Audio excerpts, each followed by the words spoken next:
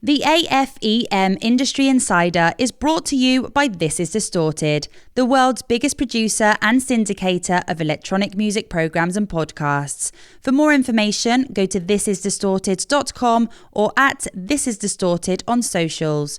On air, on demand, on brand. This is Distorted.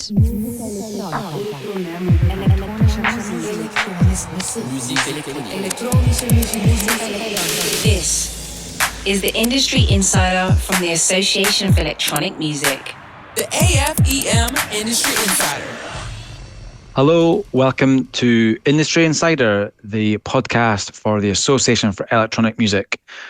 My name is Finlay Johnson, I'm the CEO, and today we are discussing gender parity in 2026, looking at the gender balance across electronic music lineups and artist development.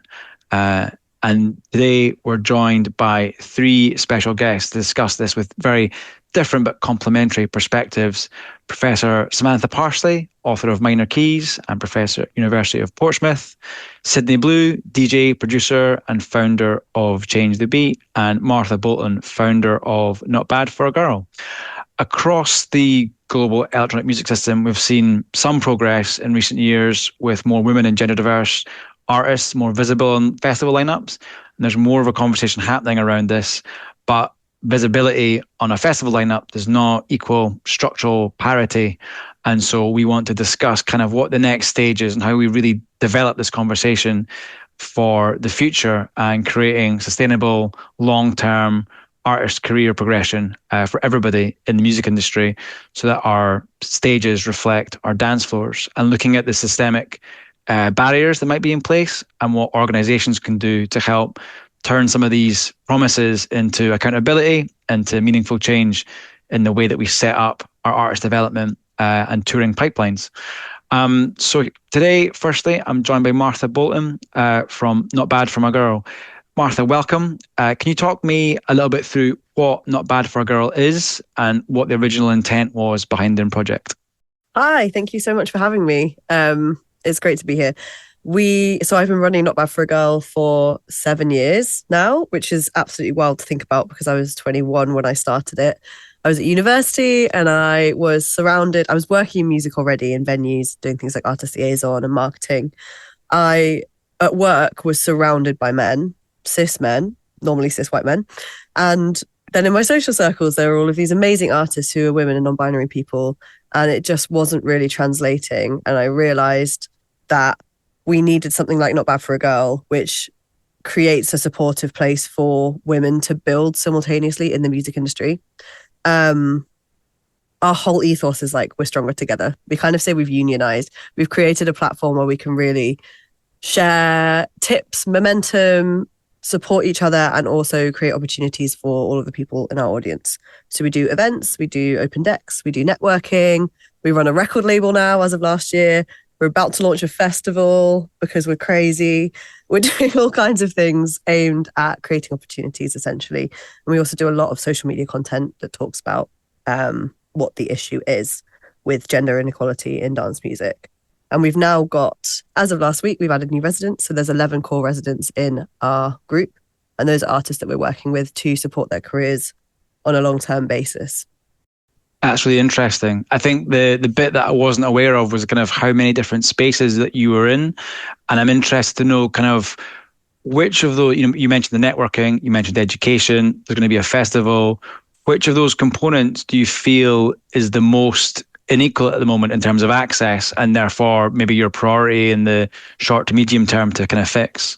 It's a really interesting question. I think when we started out, if you asked me that, I would have said DJing, but that's absolutely not the case anymore. There's so much infrastructure for new and emerging DJs. And I actually think that the biggest gap right now is it's not artists, women and gender diverse people who've made it as artists. It's not people who are just breaking into the scene. It's that middle pipeline where people are trying to survive in music and create long-term sustainable careers for themselves. That's just such a struggle. So really we're trying to focus quite a lot of our work on that in-between bit, which is where our residents kind of come in. It's that idea of accelerating and supporting someone's career as they face all of these barriers because of their identity. So that's a really key part of that, I would say. And do you think is the role of the residents and the ambassadors to kind of be the storytelling part of what Not Bad for a Girl is doing? Or is it more about these are the kind of artists that represent your sound or your community in the best possible way? Yeah, it's a bit of both. I mean, everyone who's a resident we all have a really similar sound, like bass heavy, also like house. But everyone who's a resident cares so much about the mission. So it's not just like we've hand selected, like they're all amazing artists. It's not just that though. It's people who are really keen on being part of this community where we do push for that sustained growth for ourselves, but also for increased opportunities for other people. And I think, yes, there is kind of that storytelling element. Like that's part of the reason why we brought on champions, which is our ambassadors, who are people like Michael Kill, who's CEO of the NTIA, Sarah Story, Radio 1 presenter, and Rory Bradshaw, who's an influencer, and he works with positive masculinity. We brought on people who have big platforms because it's this idea, and also platforms that are very separate and different. It's this idea of not just existing within our echo chambers and telling the same stories to the same people, but it's actually about like broadening those audiences and increasing where we're having these conversations and the people that we're having these conversations with as well. I think that's a really important part of it.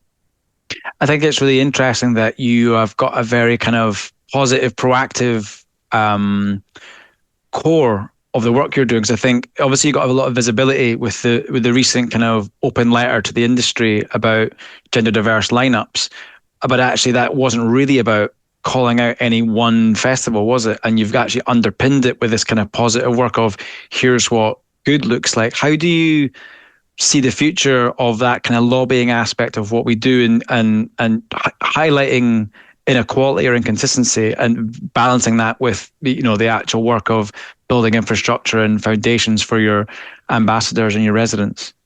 Yeah, I mean, you say we did it positively. We did, and I don't know if that was the right thing to do, but it was a different thing to do. And we say we call people in, we don't call them out. So it's about adding people into the conversation and making them feel like they're a part of it rather than just like defaulting to having like a public argument.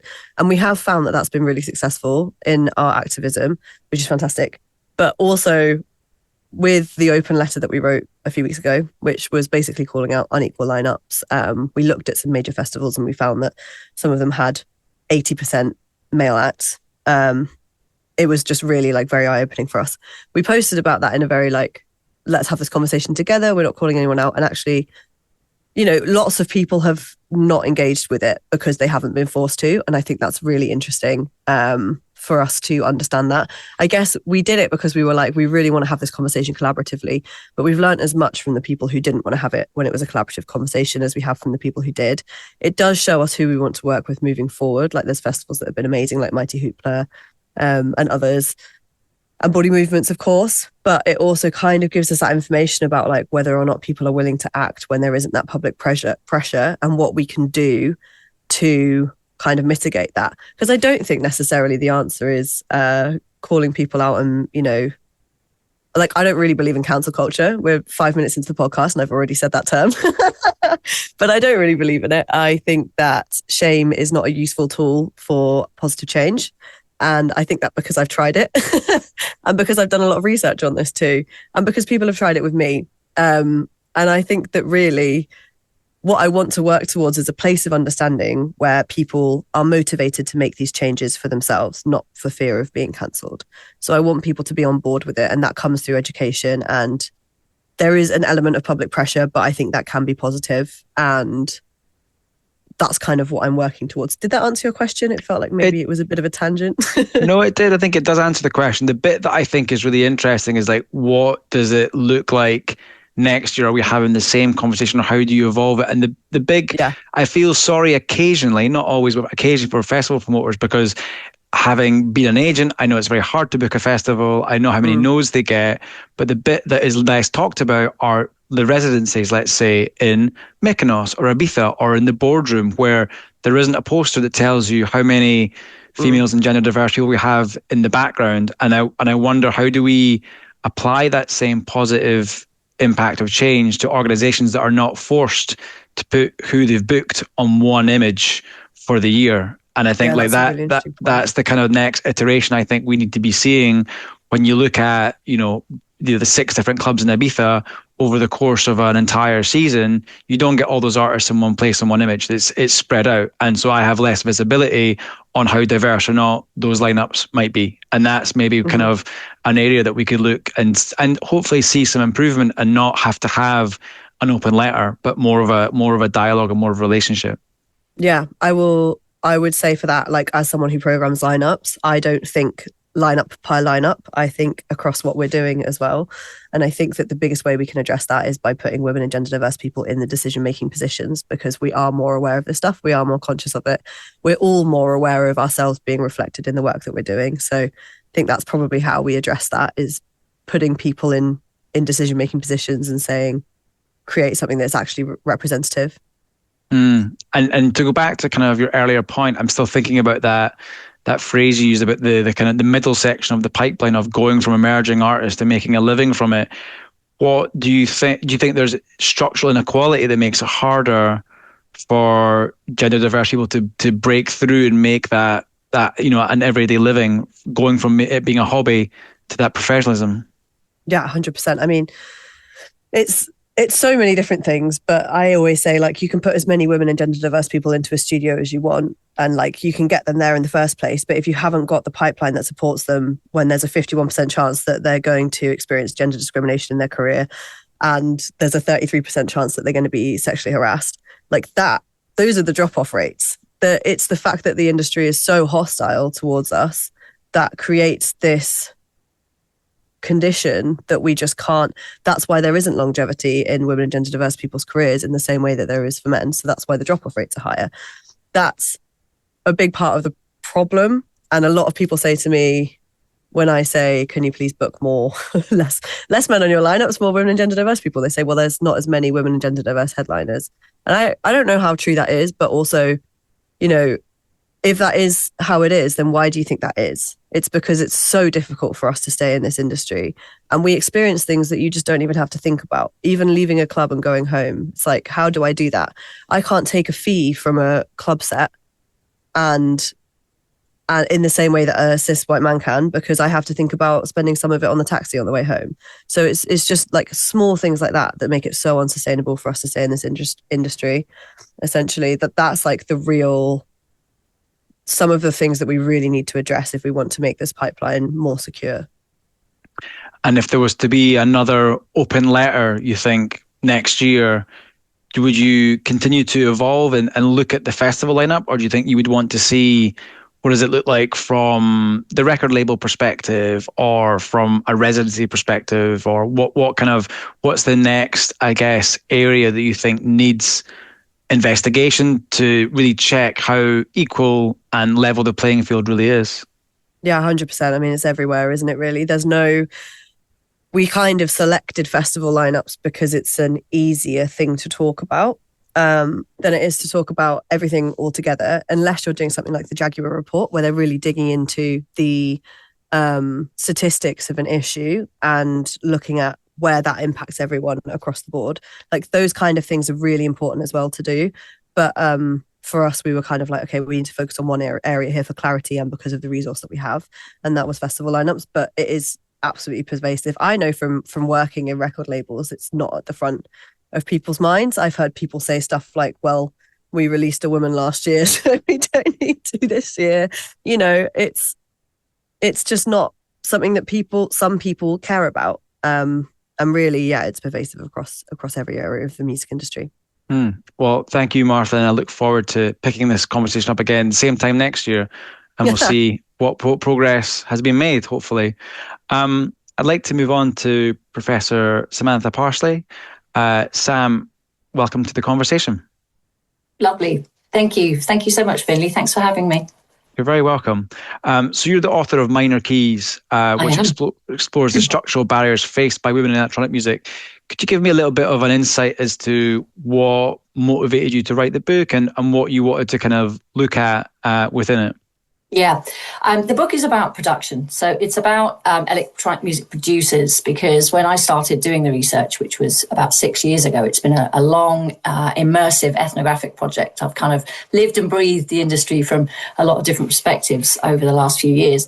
And I was there was I could see as a clubber and a DJ myself, I could see more and more women and gender expansive DJs coming through, but you would go on their SoundCloud and it would be just mixes. There would be no tracks, they weren't producing, whereas we all know that the calling card of the modern DJ is production.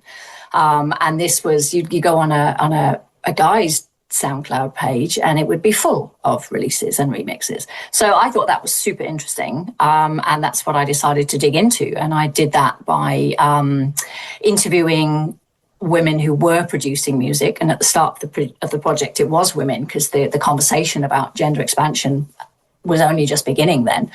And looking at what their success factors were and asking them what their stories were. And then I got involved working with AFEM, so I saw the industry from more of the business side. I also help put on a festival every year, so I do a lot of grassroots stuff, and I'm also an artist myself in a very small way. But I've seen the industry from so many different perspectives. So rather than writing, I'm also a university professor, so rather than writing academic papers that nobody was going to see, I wanted to make a difference. So that's why Minor Keys is an academically informed but accessible read for anyone who's interested in these issues in the industry. Amazing. And I find it really interesting that you've chosen to focus on an area that is maybe less easily measurable in the way that Martha explained about the festival lineups. There isn't one way of looking at all records released because of the amount of them. How do you approach that research piece and figuring out what some of the barriers to female producers are in terms of releasing records? Yeah, I mean, Sydney's going to speak to this in much more depth, I'm sure. And Sydney and I share a lot of thoughts about this, because we both believe that it's the production is the key to getting people onto lineups. But we'll talk about that in a moment. But to go back to your question about statistics, we have very few. Martha mentioned the Jaguar Foundation report, which was the first industry-wide electronic music survey. Sony put weight behind that, and Jaguar and her team, and it was an enormous amount of work. To start the book, for my book, Minor Keys, chapter 2 is all about setting up the problem, and I explored all sorts of different statistics and pulled them together in one place. They all say pretty much the same thing. Where are the girls? But we tend to use a statistic in production of around 95% of music is produced by men. And that actually comes from the Annenberg Inclusion Initiative, which is an LA-based organization. And they are actually looking at the Billboard. It's a rolling survey of the top 1,200 tracks on the Billboard chart. So it's American pop. And yet we're using that statistic for dance music. So other ways that I've looked at this is, they're not particularly systematic, but when you put everything together, it gives you that picture. So it's a bit like doing a jigsaw. So you don't have to spend very long. Just take the Beatport top 100 for each genre and just add up the number of names that look as if they are not men. You have to check some of them out. And obviously you need to be careful not to misgender, but it comes in around, when I was doing the research, around 10%. So around 90% of the tracks that you're seeing that are moderately successful to get into the Beatport top 100 for each of the genres. It varies depending on the genre you choose to look at. But those kinds of things. But very quickly I realized that it's not a case of there aren't any women producers. That's the first myth that the book kind of dismantles. It's that we're not seeing them. They're not visible. So why aren't they visible? So, Martha was just saying about festival lineups. The big question there is, where are people playing? Are they on a dedicated stage that's the women's stage? I mean, that actually happens. Are they all warming up? Are they playing Sunday, 12 o'clock when everyone's still in their tents? Or are they on the main stages? Or how are they appearing? How are they showing up? So it's not just a case of looking at whether at numbers. It's what that looks like. Where and when are they playing? And.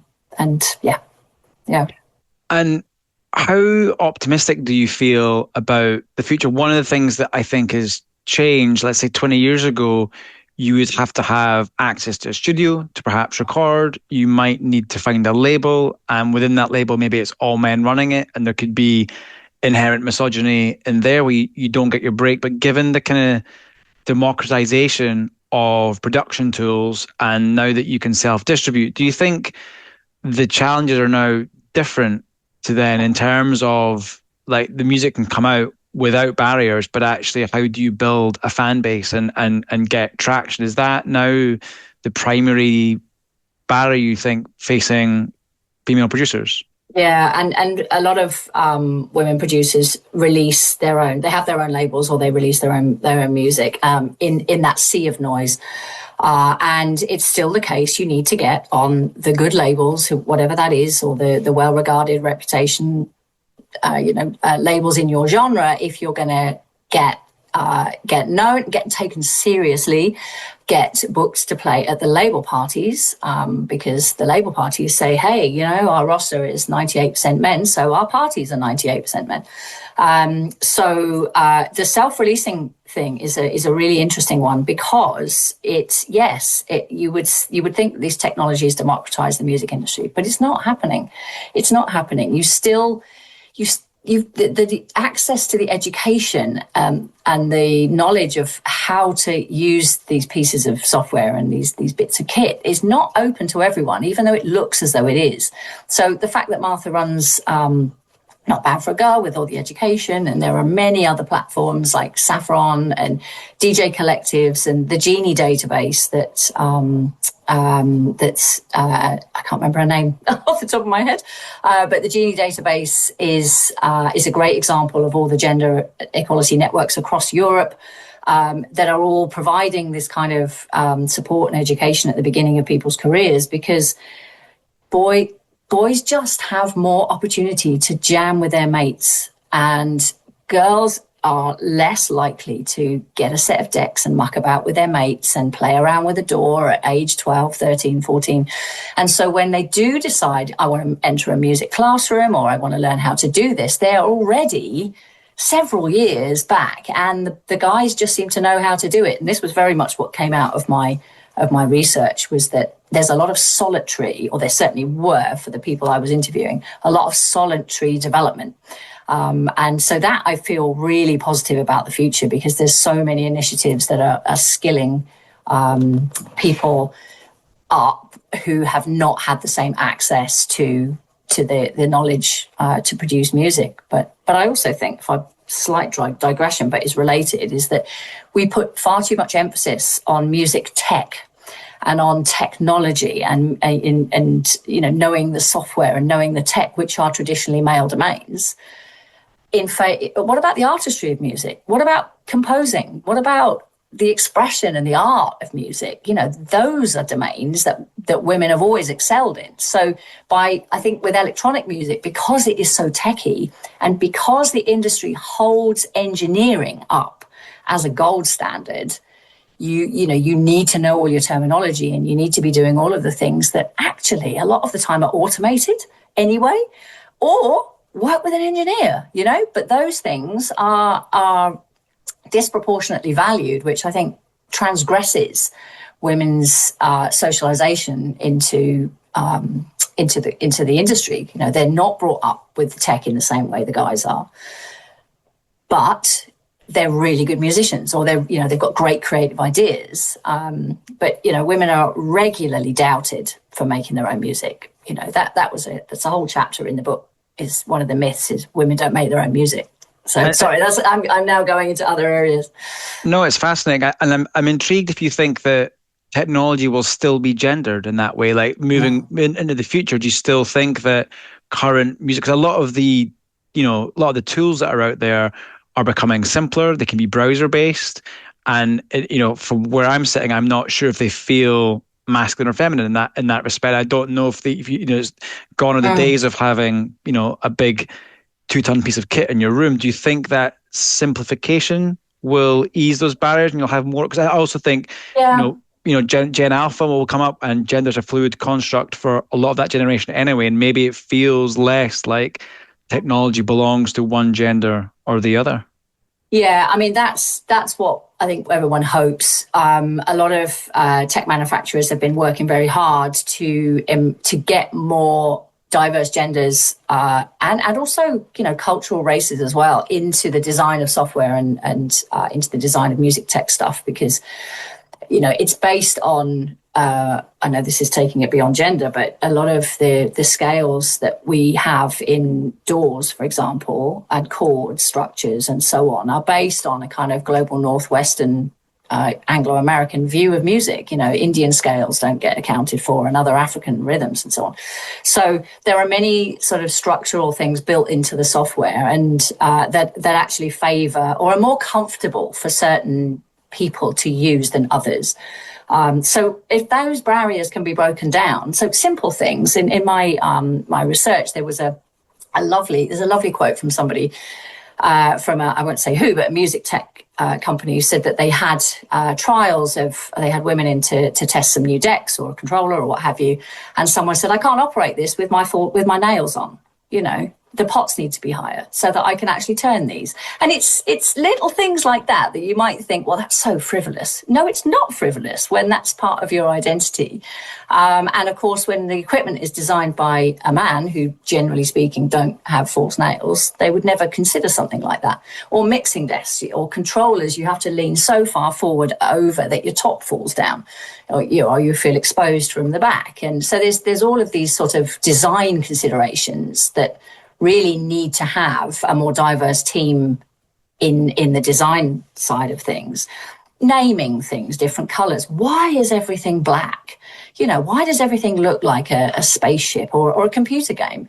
And why do they have names like Infiltrator and Grr? And, all of the music technology terms are things like attack and tracks are banging. And it's all very, I'm not necessarily saying that this is necessarily a masculine thing, but those words are not generally associated with the way women relate to the world.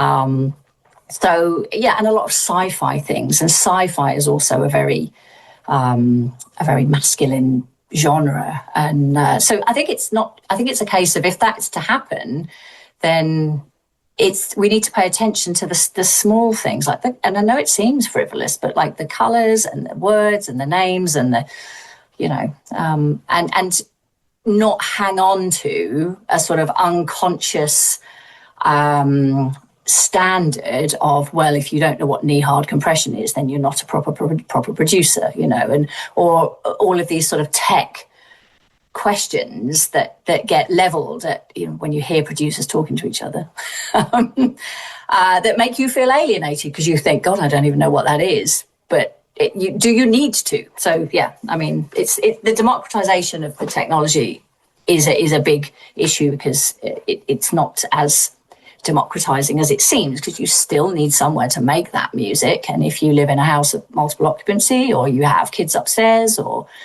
you can't make noise at home. You have to produce in your headphones, which is not necessarily a problem. A lot of people do that, but you need to be able to afford the software and all the updates and your plugins, and or the perception is that. Speaking of kids at home, I'm interested in how you see motherhood intersecting with that female producer imbalance. I think it's probably hard to research, but do you, from what you know and what you've seen from your interviews, do you feel there is an evidence base of people that grow up in music, get to a certain age, decide that they want to have a family, and then they feel they can't have both, and they end up making a choice? Is that something that you've come across within your work? It's good you say that, because this is the next project. So I'm going for some research funding from the Arts and Humanities Research Council to explore this in more depth. And I'm working with Ivanka Minksova and Claire Spooner-Loveday. We've got panels at BMC and ADE on parenthood in the music industry, because some of these issues are, not just to mothers, it's parents. But ultimately, parenthood and music at the moment do not mix. In my research, the non-parents most of the women I interviewed were not parents. Some were quite young, and we had conversations about, I have no idea how I'm going to manage this. I'm going to have to work like mad for a year, have a string of releases ready to go so that nobody notices I'm gone. Do I show up as pregnant? Do I hide it? What do I do about touring? Other people who were parents were talking about managers who don't take constraints seriously, and missing children's birthdays and being scheduled to play shows that don't have any time to return home, or just the whole ethos of touring is not family friendly. The panels are going to be aimed at opening these questions up to parents to see, what is it that you need? What do you need, and what do we need to do differently? And then there's the small matter that everyone's freelance, so no one gets paid. And how do you take time away? And then the cost of childcare, which is astronomical. And then you lose your studio because it's now a nursery. So it's definitely an area that needs to be explored in more depth. And do you feel that the answers within that are kind of cultural in terms of we change how we talk about it as an industry, or is it more policy or campaign led, where we ask for institutional changes to policy on parental leave or government support for childcare? What areas do you think that we can impact? Yeah, I mean, it's too early to say really, but I would say probably a combination of those things. And this relates us back to gender in general. It's raising awareness. Like, what are the problems that people face? Because if you are in a homogenous community and your network doesn't generally face these issues, how are you going to know? Just Martha gave a great example just now about getting a taxi home. That doesn't occur to a lot of people who don't have to think about the safety the minute they not only step outside their door, but actually they suddenly step into a recording studio or a green room where everybody's off their face and is, having a wild party time, and it feels horribly unsafe. Awareness is the first step. There will always be people who just don't care because it doesn't, their privilege is blinding them, and that there's no reason for them to engage with this. But thankfully, those people are actually quite few and far between. And most people just don't quite know how to ask the questions because they're afraid of saying the wrong thing. I'm doing air quotes here. They're afraid of saying the wrong thing. They're afraid of using the wrong terminology, of asking questions that make them look stupid. So it's just easier to do nothing. Helping people to just be aware of different simple things that can be done is probably the first step in dealing with the incommensurability of parenthood and music, especially electronic music. Well, I look forward to AFEM hopefully being a part of that conversation. I see our role as, hopefully, tackling that exact issue that you mentioned, where people don't quite know how to, adapt or what to say to a particular problem. And we want to try and normalize that conversation with C-suite executives that are in the membership because they want to grow their business, which is absolutely legitimate. But also at the same time, we need to be saying, as an organization, we support trans inclusion and we want gender parity, and taking these topics to executives so that, and hopefully acting as the kind of intermediary between people that hold the knowledge and the education and those that have decision-making power at a certain level to help hopefully enact some of this, so we can go beyond, the panels and into some actionable change. And that's what I hope. It's I heard a great term used today. We had a guest speaker on our course from Balfour Beatty, the construction industry, who's the head of employee inclusion. And he talked about the inclusion as infrastructure.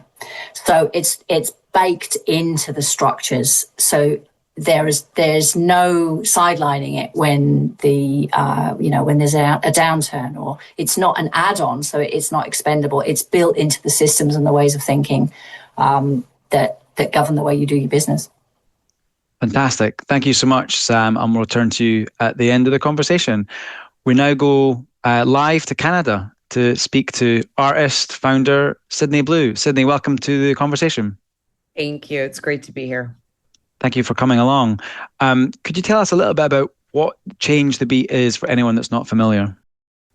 Yeah, Change the Beat is a nonprofit organization that started as an initiative. It was originally called 23 by 23. It was a campaign around a lack of equalization in our industry. In my opinion, well, not my opinion, it's facts in regards to the lack of women on record labels in our industry. And I just felt like that was the systemic problem of what everybody was talking about in regards to how to equalize the industry. I just did not see DJ lineups, because everybody was talking about DJ lineups at that time, and they still are, but I just don't see DJ lineups changing without the initial root of the problem changing, which is in order to be a big artist, you need to have hit records. And in order to get on those lineups, you need to have releases on some of the biggest labels, the top labels in dance music. That's usually how you get noticed. Like Sam had mentioned, it's still, in order to make it in this industry, you can't just like self-release on your own little small label if you haven't, had the exposure yet. You can do that, I think, after you've had releases on bigger labels, and then you can start releasing maybe on your own smaller label just to get some music out in between your big releases or something. But I really don't see the benefit to just self-releasing. You're going to need to get on those bigger labels. That's just the way the industry process works. And those labels were all back in 2021 when we launched the initiative. I mean, it was like 1%. It felt like maybe it was 3. I don't know. That's great that it's now gone up to 10% from Sam's research on Beatport. But I mean, and it has been changing, but it's still, I mean, that's it. 10% is still really bad.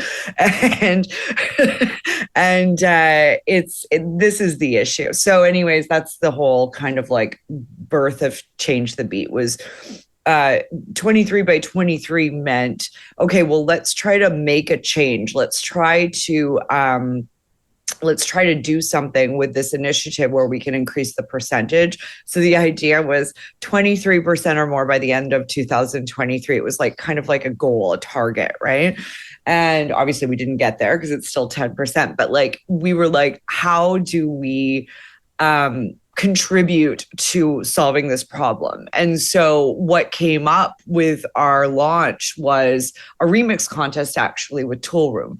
And everybody really loved that because there was a way to get a bunch of women who wanted to get exposure, the opportunity to remix a big record. We remixed Maxine. She was a really big Tool Room artist at the time. And we had over 50 entries, which was huge. And we realized that was going to be our way of helping tackle the problem. So at the end of the remix contest, there's 3 winners.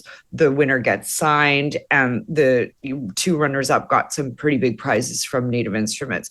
And then we were like, okay, so this really works. This is potentially going to help us get more women signed. So we were like, let's do another one. So we contacted Club Sweat, which is a big label out of Australia, Yolanda Be Cool's label. They were super excited about it. And so then right away, we entered our next remix contest. We had Jay Wara, another woman remixed. We thought it was really important to remix other women because it was inspiring to the women that were entering, that were just starting out. They could look up to these women and say, this is where I want to be. And so we had Jay Wara remix with Club Sweat, and the label manager of Club Sweat said, you know what, let's sign all 3 of them. Why would I just do the winner? Like, we can do a remix pack. And so then we were like, that's a great idea. So every single time, so we started this became our thing, is we would have a remix contest. We'd run them monthly. And at the end of the remix contest, technically the winner's supposed to be getting the release, but we always say, you know what, like, think about signing them all. Like you don't have to, but that, you know, I know we originally said like the winner gets the release, but why not do a remix pack? And I'd say it's like 50-50. They often do it. Like they often say, yeah, that's a really good idea. And sometimes they'll sign like 2 of the top 3, and sometimes they'll just sign 1, but we rarely ever have anybody not sign the record. Sometimes there's been a couple instances where they haven't, but for most part, we've signed over 100 women through this program. And yeah, it's pretty cool. Yeah, now. And we've worked with so many big labels, and, you know, this year we're gearing up for our next round of contests, and I want to work with more new labels, and the ones that are always really excited to work with us, we go back to them, and they're still really big labels and important to be on. So we continue working with them. And yeah, I think it's been really impactful. And that allowed us, we incorporated about a year after that because we realized we didn't want to stop it. Why make it an initiative and end it in 2023? So we called ourselves Change the Beat. We turned into a nonprofit organization. And then we started offering other things outside of the just the remix contest. We started offering events where we could book women, and we would book a headliner, and then we would give some of our up and coming artists the opportunity to open for these girls, for these headliners. We would we started doing a masterclass series where I started bringing literally my friends, because I've been working in this industry now for, 25 years, and I'm lucky to have some really cool industry friends. And so I'd say to like Stephen Brains, hey, like, want to come and like do one of our master classes? And he's like, yeah.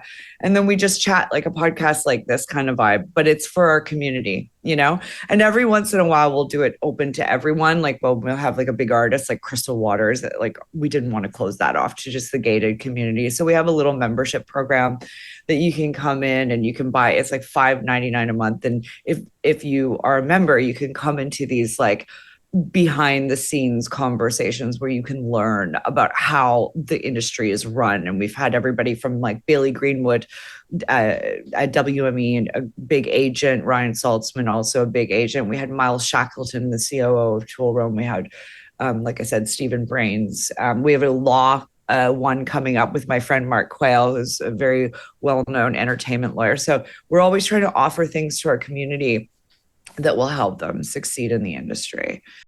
That's amazing. And I find it kind of fascinating that you really evolved it from a campaign to a remix competition to then advice, support, guidance, education, events. Which of those do you find have the most resonance with the community, where people are like, thank God that you do this? Is it the events piece that they struggle on to get booked? Or is it more around like, I want to get a manager or I want to get an agent? What do I do next? Like, what area do you find has the most kind of stickiness for the members? The remix contests still are so impactful. Something that has like makes my heart melt and it almost makes me want to cry is like the impact that I feel like it's really had now that it's been going for like 2 years, because I travel a lot, obviously, to a lot of these conferences.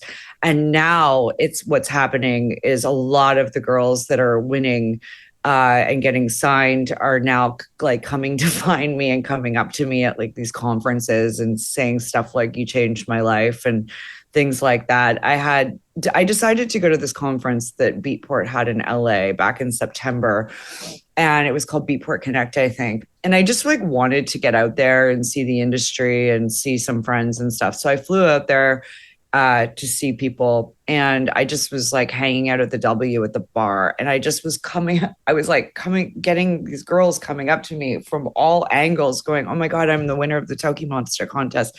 Thank you so much. And then somebody else came up and said, I'm the winner of this contest. Thank you so much. Oh my God, I won the Crystal Waters contest. Crystal Waters signed 10 of the girls. Like, she didn't even go with the whole traditional 3. She signed 10 of the remixes because she was so impressed with them.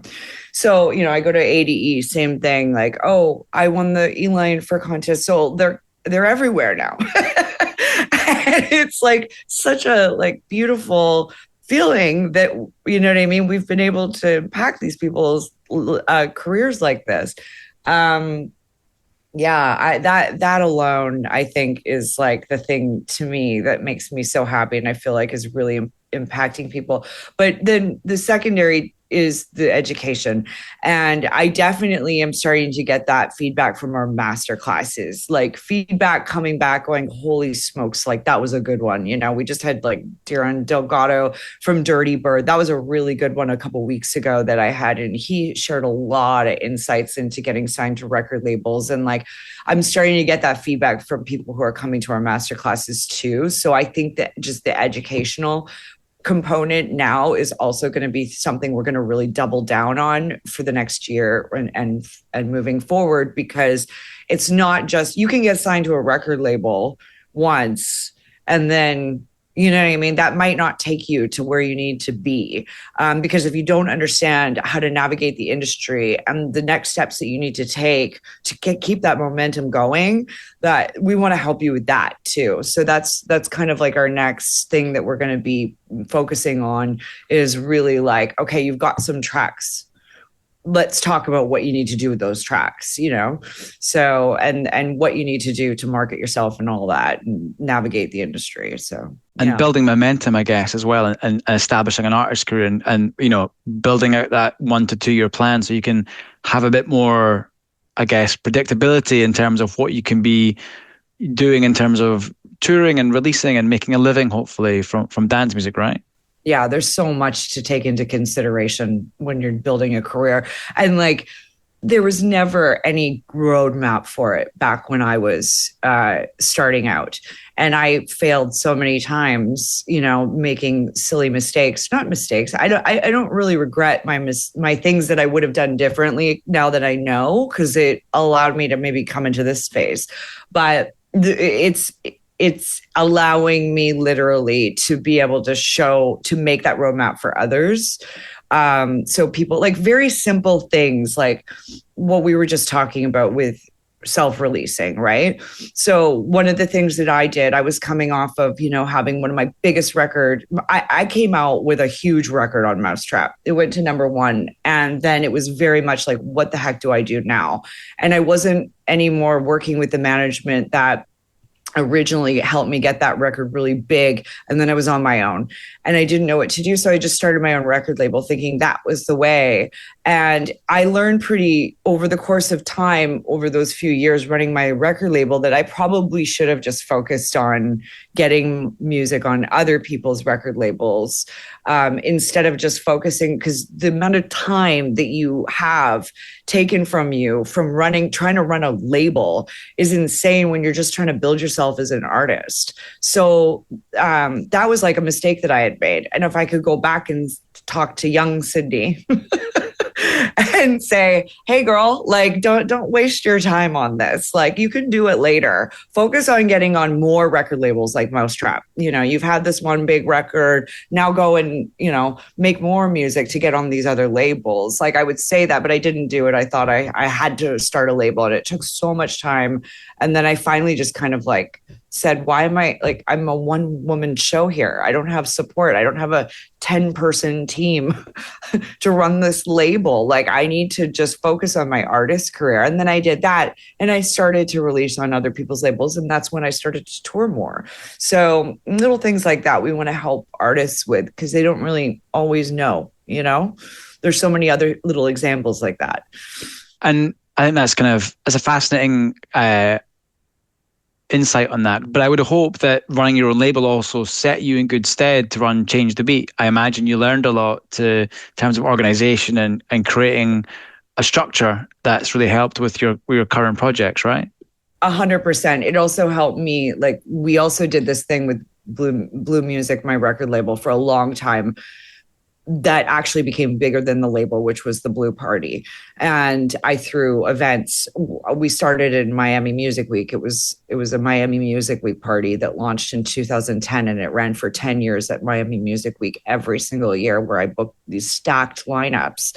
And I mean, I got experience. And then we moved to Detroit Movement Festival. We started doing the Blue Party movement, and we were doing New York and LA and Blue Parties in different cities around North America. So like I became pretty good at throwing parties.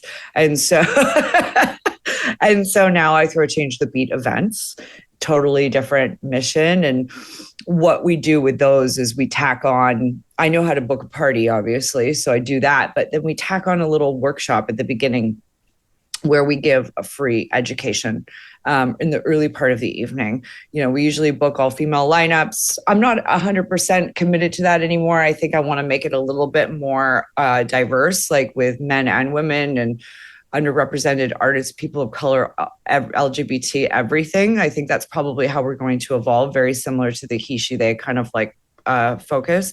But like, yeah, for historically, since we started our events over the course of the last couple of years, we've booked mostly women, and we open our workshops to everyone. It's a safe space for women, but also we don't say, oh, if you're a guy, you can't come to our workshop. Come, and just know you're an ally, and know it's, this is a women's organization, and we always start the workshop explaining that so the guys know that's, what this is, but we also do it so we can give some feedback on how to, once again, navigate your career in this industry to make it a little easier for you. That could be an A&R session. Sometimes we've been making little track feedback sessions in our early part of the evening workshop. And sometimes I just teach a full-on like little overview mini course where I talk about the step 1, step 2, step 3 of literally making it in this industry in your career, like a career development little workshop, and it's free. And I'll sometimes have the headliner of the show, if it's a woman or whatever, somebody who's done something, she'll come and speak with me, and I'll do a little mini interview with her, as well, to see what she's done to, navigate her career, and people love it. And then they stay and hang out, and then the party begins, and that's kind of like what our events look like. That's amazing. And yeah. I'm intrigued, you mentioned it started in 2021. How different are the kind of introductory conversations that you have now compared to then? Like, do you find that when you approach labels now for the remix contests, they're more receptive? Is that an easier conversation? Or is it, for example, when you do your events at ADE, is that a more challenging thing to book than in Canada? Or is it generally getting, still quite tough to find spaces and communities that are, looking to program Change the Beat events and build that way? I feel like there's so much I could say about that. Remix contests and events are two different things, but I still struggle with both of them because sometimes I personally think that there's a bit of fatigue on this topic. And I think it's time to bring it back. And I think it's time to like talk to everyone and say in the industry and say, this isn't like a hot topic until it's like equalized. This is going to have to be a conversation. Like at IMS, they shouldn't be doing this 1 year and then not do it the next year. It should be a constant topic, maybe evolve the conversation like you guys were talking about earlier. Like, sure, like, it doesn't have to be the exact same panel every time talking about the exact same thing. Evolve it, have a little nuance to it next year. What can we cover this time? But I think it always has to be there as long as the industry isn't equalized. And like 10%, like, come on, this should never be a fatigued conversation. Like it's a problem. And it's not going to change unless we continuously focus on it.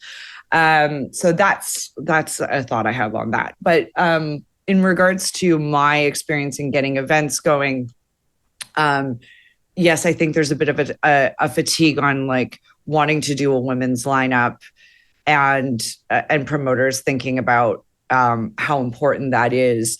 The industry is tough right now. People want to sell tickets. And so they're like not thinking about necessarily all the time, how do we make sure we have X amount of women on the lineup, when they're like, how do we not lose money? So infrastructure, I think, is important, and having women on those spaces is what it is the only way it will change. We just booked a huge event/workshop on a very famous, popular festival thing. I call it festival thing because it's a boat cruise, but I'm not going to talk too much about what it is yet because it's not announced. But the reason why we got in there is because a woman has seen us doing what we've been doing. And I always make sure that I post in her dance floor when we're, doing stuff, because the women that are the movers and the shakers are in that WhatsApp chat. It's a WhatsApp for whoever is listening that doesn't know what her dance floor is. It's a WhatsApp chat amongst a lot of the top women in the industry that are making, big moves and the decisions. And they've brought in a ton of other women in the industry, and it's a constant conversation about helping each other. And one of the girls that got a job working for this festival saw us and sees everything we're doing, and she thinks it's important. And so we're really excited to be a part of that. But that wouldn't be happening if it was still just all guys booking that festival, which it has been historically. So I think that is like the only way that these kind of things will continue to change. Regarding remix contests, I still, cold emails are 50-50 for me. They don't always get responded to. It's kind of surprising considering, but then other labels that we work with that still think it's really important and they do want to sign other women, they're happy to always talk to us and they're excited to work with us. And, we're going into our third remix contest this year with Realm, Gorgon City's label. They've been working with us since we started, and I'm excited to do another contest with them coming up. And we obviously have our favorites. I loved working. We just did Dirty Bird, and we had a great time working with them. And I think from there, rules don't apply. Walker and Royce's label came in because they're both affiliated with each other. Also had a wonderful remix contest with them recently. A lot of the labels, they're committed to it, but a lot of the labels, they don't think it's an issue, which is unfortunate because it's so glaringly obvious that women in music production are at such a lack representation on the labels.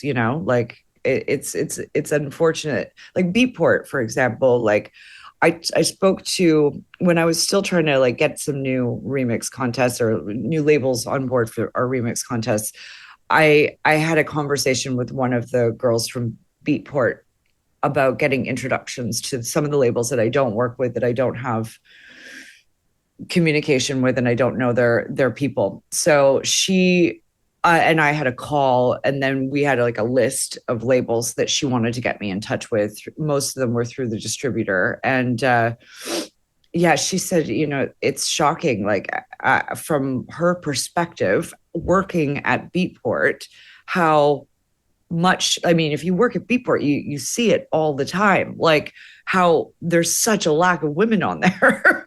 And it's I would like to see Beatport even more involved in fixing this issue.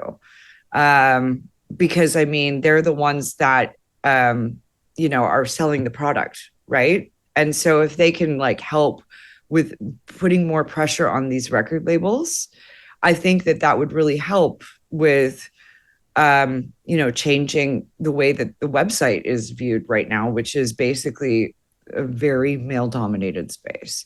Well, I think to your point, the example of her dance floor providing that support also shows you the kind of the power of communities and building that in fixing the status quo. So I think that shows you how much work there is to do, but also I think partly where there's room for optimism because you've got these structures in place now that can build allies, and allyship is a big part of, I think, what we have to do in terms of building and changing the arc of culture over time. none of this has changed overnight, and it's just incrementally improving it bit by bit. I think, and not every label will say yes to every opportunity, but I think by focusing our energy as an association and highlighting members' work that are doing good work, I think that's how hopefully you influence a little bit of that cultural change that we want to see. I'd like to open up the floor for any questions from Martha or Sydney and Sam. Go ahead, Sam. Yeah, just unmuting myself. This is a question to both of you, Sydney and Martha, is like, you are doing such incredible work in this space, and it is so time consuming, and it's like a second job on top of your artist careers. So how do you find the time, and who pays for it? That's a very good question.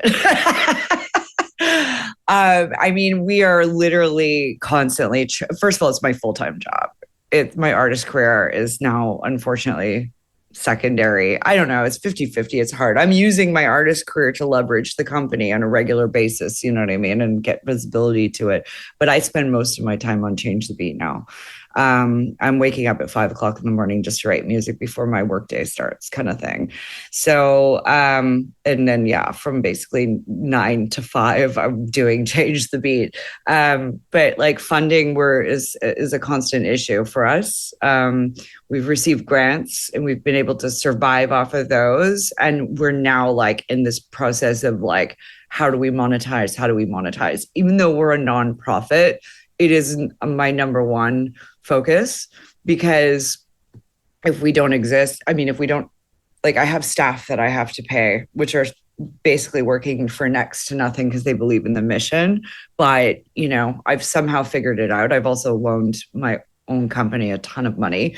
But, we've now kind of started to develop a structure where we're going to be able to provide education and membership and things like that with small membership fees, and we're still applying for grants, and we're always looking for sponsors, and we're always looking for little ways to make money. But we are going to be developing and launching a big education program that we will be charging for, but we will be helping people immensely with that program.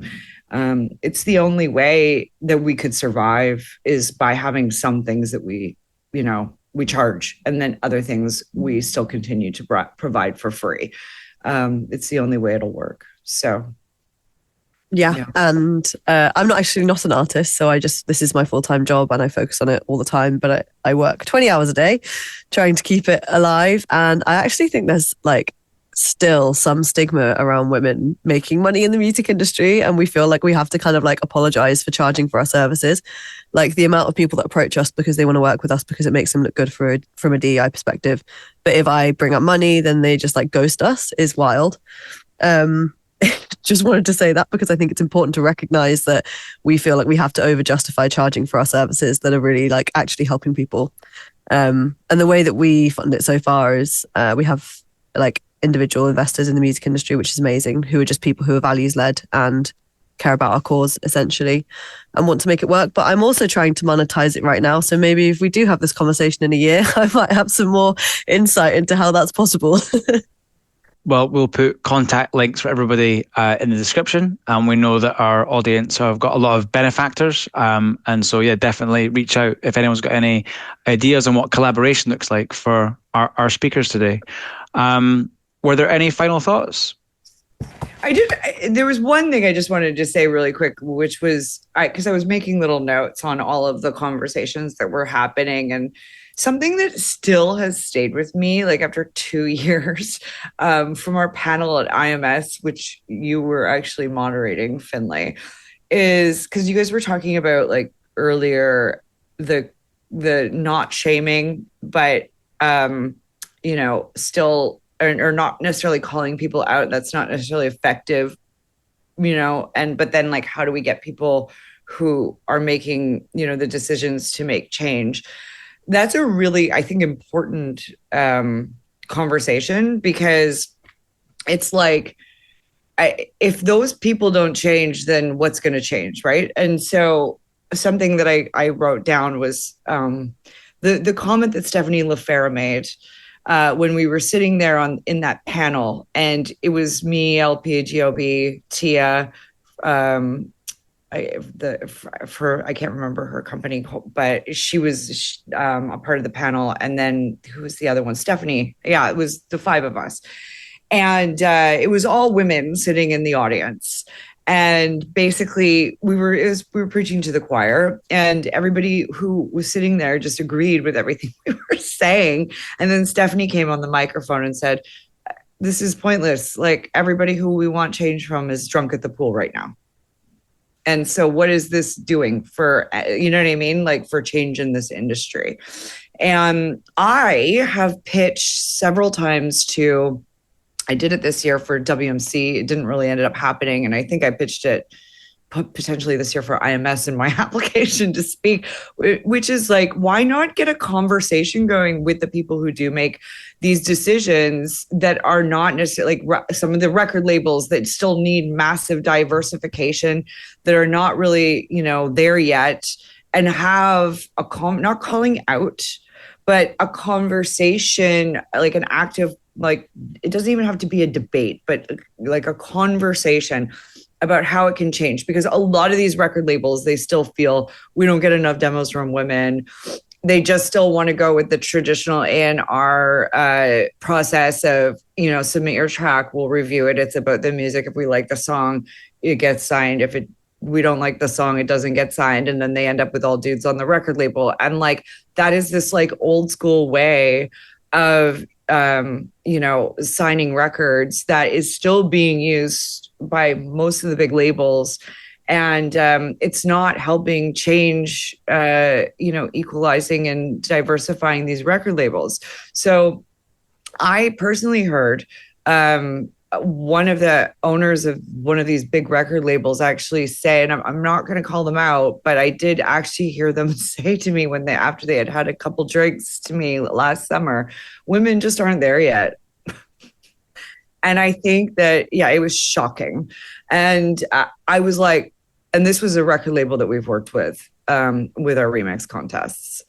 And so this is still a conversation like that is being had secretly,